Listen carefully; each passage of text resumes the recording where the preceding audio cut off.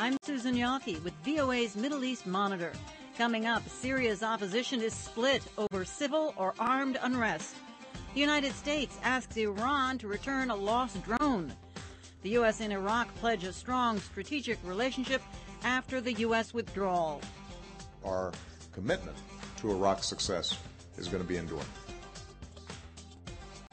And how did you vote on the role of Sharia law in Egypt's constitution? It's all ahead on The Voice of America. United Nations says the death toll from months of unrest in Syria has now surpassed 5,000 people. UN Human Rights Chief Navi Pillay announced the new figures Monday during a meeting of the UN Security Council in New York. She told the Council back in August that 2,000 people had died since the violence first began in March. So it is based on the evidence and the widespread and systematic nature of the killings, the detentions, and the acts of torture that I felt that these acts constituted crimes against humanity, and I recommended that there should be a referral to the International Criminal Court. Pilay's report was denounced by Syria's ambassador to the UN, Bashar Jafari, who accused her of being biased against his government. They are doing all kind of misbehavior, and they are spreading all kind of disinformation, and they are misleading everybody through the media and through their heavyweights in the Security Council, just in order to distort the image of Syria, to mislead the public opinion, to present allegations, incredible allegations, and harm the reputation and the credit of the Syrian government. Why I'm saying this? Because Mrs. Pillay, the High Commissioner, is not objective, is not fair, she is not genuine in all her approach in the report she presented. Meanwhile, Syria's opposition has launched a new form of civil disobedience with a general strike, even as armed resistance escalates. The opposing tactics highlight a growing split among those who seek to oust the government, a divide echoed in the mixed signals of the international community. VOA's Elizabeth Errett reports from our Middle East Bureau in Cairo. Shop owners opposed to the Syrian government continue to keep their doors closed, despite reports that security forces have retaliated against some by burning down their stores. The general strike, which began Sunday, widens the campaign of peaceful resistance to the government of President Bashar al-Assad, which for the most part over the last 9 months has been confined to demonstrations, vigils, and protest marches. But the strike coincides with an increase in the armed struggle against Mr. Assad's rule. Both sides agree on what they see as the inevitable downfall of the government. But how to reach that goal is causing a split. Amateur video has shown battles in the Daraa region along the border of Iraq, while opposition forces report clashes along the border with Jordan. Witnesses describe it as some of the heaviest fighting yet between military defectors and government troops. But some experts think the armed effort so far has its limits. Dr. Abdulaziz Sagar, chairman of the Gulf Research Center in Jeddah, argues it has yet to reach a critical mass. To reach the level of civil war, you would need a mass defector from the military and a high-ranking and a large number to enter into that one. So far, we don't have that huge number being defected from the military. Second, the type of weapon they have, it still is a light weapon, an AK-47 or a sort of the light one that cannot fight or cannot be used against tanks and against heavy military movement.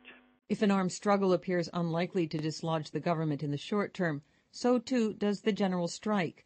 Syria's neighbors, Lebanon and Iraq, have shown support for the Assad government, and the ability to move goods across those borders makes economic pressure, both internal through the strike and external through sanctions, potentially less powerful.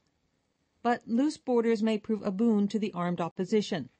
The increased fighting in recent days, and previously near the defectors' base in Turkey and on the outskirts of Damascus, suggests some heavier weapons are getting in. Neither Turkey nor any of the opposition's foreign supporters have overtly provided the defectors' Free Syria Army with weapons.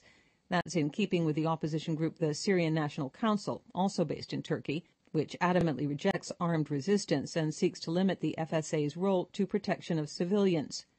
Yet protection of civilians is a hazy term. NATO used such a mandate from the United Nations to launch an air offensive in Libya earlier this year. That option, however, is considered unlikely, despite the vocal condemnation of Mr. Assad's government by Western and regional governments. Establishing a no-fly zone involves bombing ground targets. Military and political experts point out that Libya, a relatively isolated nation, offered a less complicated target than Syria, which lies geographically and politically at the heart of the Arab world and is an ally of Iran. In any case, another ally, Russia, would likely veto any UN military move. The disconnect between rhetoric and action can be seen in the actions of the Arab League. The regional group came on strong last month, demanding an immediate end to the killing. Now, more than a month later, it finds itself in a back-and-forth with Syria over letting monitors into the country. The League plans to meet by the end of the week to address the issue once again. Qatar Abu Diab, a political science professor at the University of Paris, says the group is afraid to move quickly. Qu'est-ce qu'ils peuvent faire? Ils ont fait de sanctions qui peuvent pas entrer toutes en application. Diab says that enforcing sanctions against Syria would damage the economic interests of League members. Moreover, he believes members are intimidated by Mr. Assad's government, which is dominated by minority Alawites, and its potential for spreading sectarian strife across the region. Despite the many splits in the anti-Assad movement, most political analysts believe that the tipping point in the battle has already been reached and eventually the opposition will prevail. Mr. Assad's government, they argue, can't resist sustained civil and armed revolt forever. In the meantime, Syrian officials continued business as usual, holding municipal elections Monday, while security forces continued their crackdown. Elizabeth Barrett, VOA News, Cairo. Are you looking for a comprehensive daily look at events reshaping the Middle East? Visit voanews.com/ME. You'll find VOA's original reporting from the region, in-depth analysis from our Washington team, VIP interviews, online polls, photo essays, and mini documentaries. Bookmark us or add us to your RSS reader. That's voanews.com/ME. U.S. President Barack Obama and Iraqi Prime Minister Nouri al-Maliki say their countries will maintain strong security, diplomatic, and economic ties after the last U.S. combat forces withdraw at the end of the year. Senior correspondent Dan Robinson reports on their talks at the White House. With less than 3 weeks before the last U.S. combat troops leave Iraq and nearly 9 years after the U.S. invaded to oust Saddam Hussein, President Obama and Prime Minister Maliki sat down to discuss the future of the U.S.-Iraq relationship. As a presidential candidate in 2008, Mr. Obama pledged a responsible end to a war begun by his Republican predecessor, George W. Bush, and among the most politically divisive conflicts in U.S. history. Mr. Obama says he has fulfilled that pledge, and in a joint news conference with Mr. Maliki, emphasized that while Iraqis are now responsible for their own security, the U.S. commitment to Iraq's stability and security will not diminish. We've got an enormous investment of blood and treasure in Iraq, and we want to make sure that even as we bring the last troops out, that it's well understood both in Iraq and here in the United States that our commitment to Iraq's success is going to be enduring. Mr. Obama said Iraq faces challenges, including continuing attacks by those who seek to derail Iraq's progress, but he said he's confident Iraq can succeed. He said he and Mr. Maliki reaffirmed a common vision of a long-term comprehensive partnership, including cooperation in security, counterterrorism, economic development, and strengthening Iraq's institutions. Speaking through an interpreter, Mr. Maliki said the U.S. withdrawal symbolizes a successful first stage of the new relationship. We have proven success on the first mission, a very unique success. Nobody imagined that we will succeed in defeating terrorism and the Al-Qaeda. We must also establish the necessary steps in order to succeed in our second stage, which is the dual relationship under the framework, strategic framework agreement. U.S.-Iraq discussions continue on implementation of a strategic framework agreement and on U.S. training for Iraqi forces An agreement on that eluded both sides over the past year. Mr. Obama noted that the United States will have no bases in Iraq. He said a large U.S. diplomatic mission there will help support building effective diplomatic, civilian, and military-to-military ties. The president mentioned training for Iraq's use of F-16 fighters it purchased, possible joint military exercises, and joint counterterrorism operations. The White House confirmed that the Obama administration notified Congress Monday of its intent to sell Iraq another group of F-16s. President Obama paid tribute to the more than 1 million Americans who served in Iraq, to 4,500 fallen Americans and thousands wounded, as well as to Iraqis who gave their lives. They are the reason that we can stand here today, and we owe it to every single one of them. We have a moral obligation to all of them to build a future worthy of their sacrifice. The two men then made the short trip from the White House to Arlington National Cemetery, where they jointly laid a wreath at the Tomb of the Unknowns, a memorial honoring U.S. soldiers whose remains have not been identified. President Obama and First Lady Michelle Obama travel Wednesday to Fort Bragg, North Carolina, where they will speak directly to U.S. troops and thank them again for their sacrifices. Monday's White House talks came against the backdrop of concerns U.S. and Iraqi officials have that the U.S. withdrawal could lead to weakened security and an upsurge in violence. Mr. Obama was asked about a comment he made as a presidential candidate describing the war in Iraq as a dumb war. He said history will judge the original decision to go into Iraq, adding it is absolutely clear that sacrifices made by U.S. soldiers and civilians and the courage of Iraq's people made possible an Iraq that is self-governing, inclusive, with enormous potential. Dan Robinson, VOA News, the White House. As the U.S. and Iraq change their dynamics, regional relations are shifting too. And according to Jonathan Edelman of the University of Denver's Corbel School of International Studies, one of the key relationships to emerge is between Iraq and Iran. He shared his thoughts with VOA's Victor Beattie. They are both Shiite countries. The Iranians have spent a great deal of time and effort and money trying to build influence there. People like Muqtada al-Sadr, who came in third in the recent election, are very strongly pro-Iranian. And this is important because Iran's been able to expand its influence in the region, whether it's Hezbollah, whether it's Hamas, whether it's Lebanon.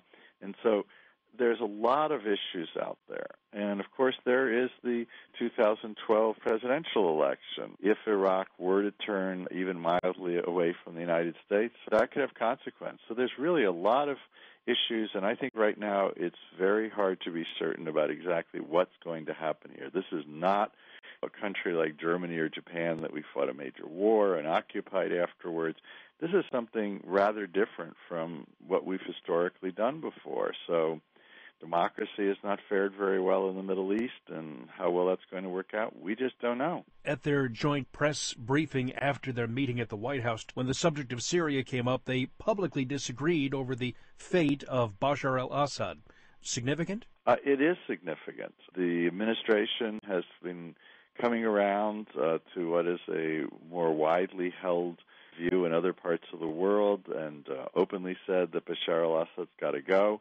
We know that the Ba'athist Party, after all, ruled in both Syria and Iraq, and therefore the relationship historically was fairly good. Syria also, you remember, the Alawites had transformed themselves from kind of a heterodoxical sect into Shiites, and that builds the relationship. So I think for the United States, what's really important is not what the Iraqis are going to do in Syria.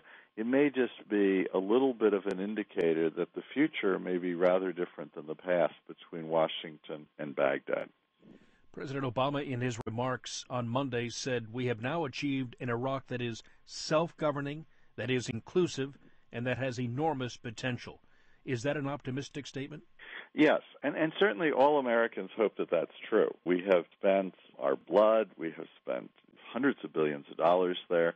We're really hopeful that Iraq, on one hand, could be a model for the Middle East, but we're also worried. I think even the statement that you just read about the differences over Syria are just the beginning. The relationship with Iran is certainly going to be an issue. Other issues are as important as well. There are very few analysts that are confident, mainly because much of the time we look to the past to find some benchmarks so we can try to understand where they're likely to go. And in this case, in the Middle East, there are precious few benchmarks that we can draw on to really give us a strong feeling where this relationship's going to go.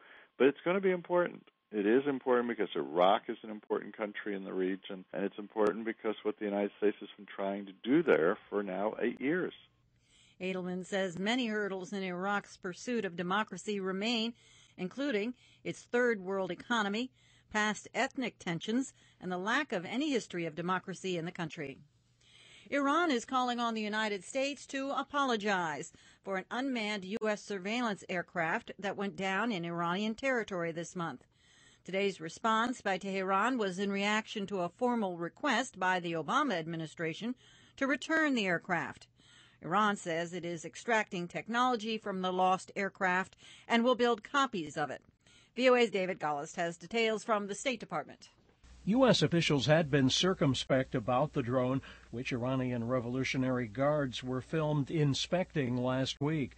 Now the authenticity of the pictured aircraft is not being disputed, and President Barack Obama and Secretary of State Hillary Clinton say the United States wants it back. At his news conference with Iraqi Prime Minister Nouri al-Maliki, the president was asked whether the loss of the drone would undermine U.S. national security. With respect to the drone inside of Iran, I'm not going to comment on intelligence matters that are classified.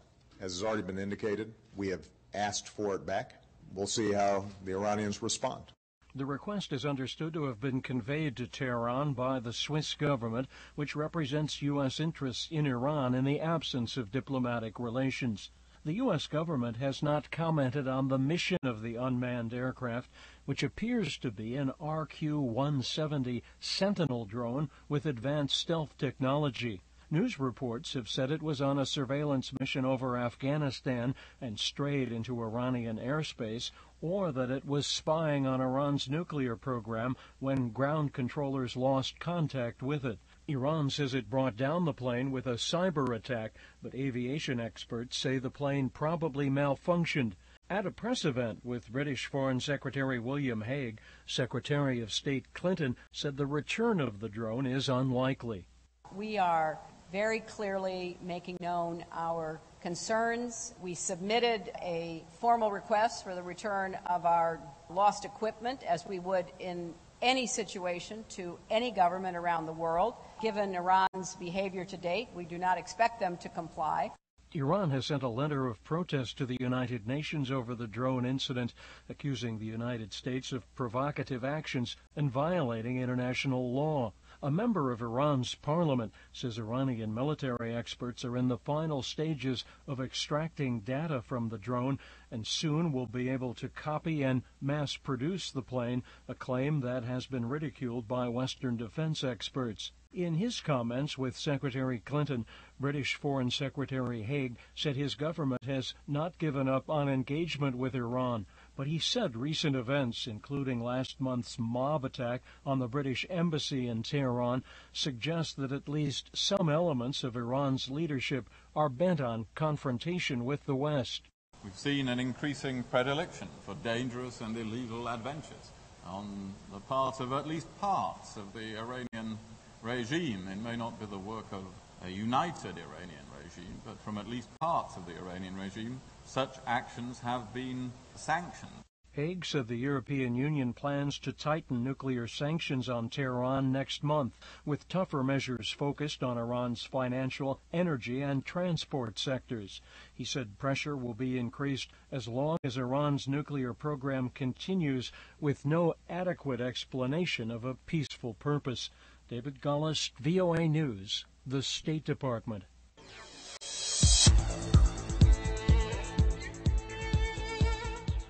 If you crave the latest news and analysis about the Middle East, follow us on our Twitter feed.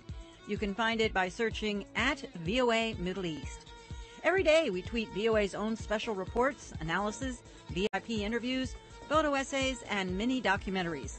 Plus, you can get the latest buzz from VOA's Mideast team and correspondents. VOA Middle East on Twitter. Get a read on the news before it happens.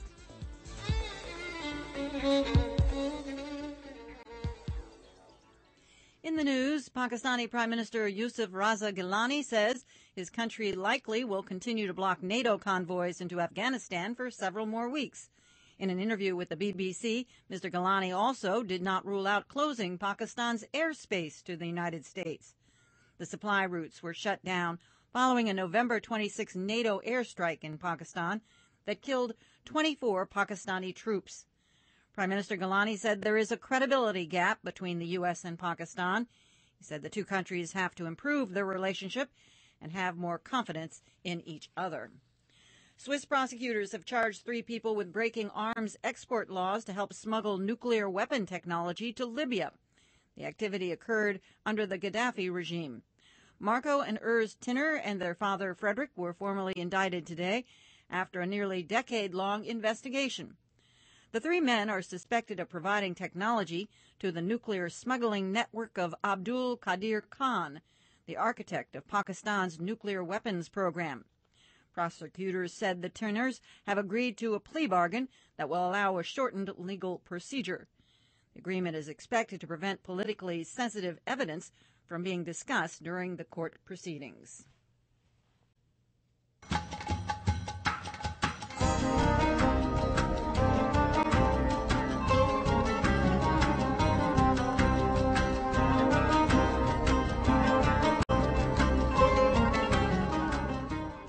And up next is our weekly poll feature.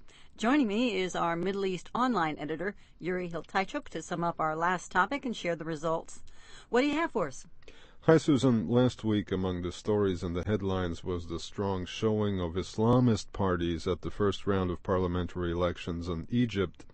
Since it looks like these parties might well be able to garner an absolute majority in the country's next legislature, we were curious to gauge public opinion on the issue of what role Sharia would play in Egypt's future, given the Islamists' rising influence in the country, and specifically how high the likelihood was for the country's next constitution to be based on this strict Islamic code of laws. Now, according to our poll results, almost half of all voters, 47%, thought it was very likely. 24% thought it was likely, 21% thought it was unlikely, and 7% were not sure. And these numbers are based on more than 1,000 votes that we received, and as always, I need to point out that this poll is not scientific. 1,000 people, that's a lot of folks voting online. Yeah, it's among our stronger numbers in the past weeks. So what are we going to be asking this coming week? With tensions in Syria escalating further as they have, a United Nations official has already likened the situation there to civil war. Countries supportive of the opposition there feel that sanctions and their enforcement is really all they can offer. But some have suggested other steps, among them the creation of a buffer zone on the Syria-Turkey border, a sort of safe zone for rebel fighters, or even the establishment of a no-fly zone above Syria. So with our next poll, we'd like to find out how people feel about these initiatives. And anybody can weigh in by casting their vote on our site, voanews.com/me. Again, that's voanews.com/me. And we'll meet here again in a week with the results. Well, thank you very much, Yuri. My pleasure, Susan. That's Middle East online editor Yuri Hiltaichuk here in our Washington studios.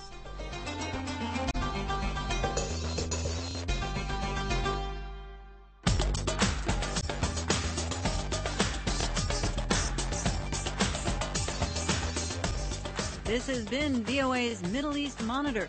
Join us Monday through Friday for news from the region and of interest to the region. Coming up on International Edition, is the Arab Spring migrating to Russia? Thanks for tuning in to the Voice of America.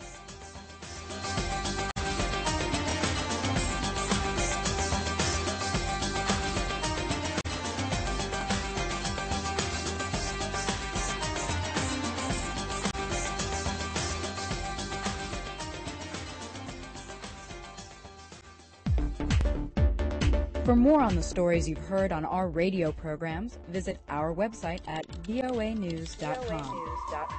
That's where you'll find in-depth reports, related stories, videos, and more from our team of correspondents.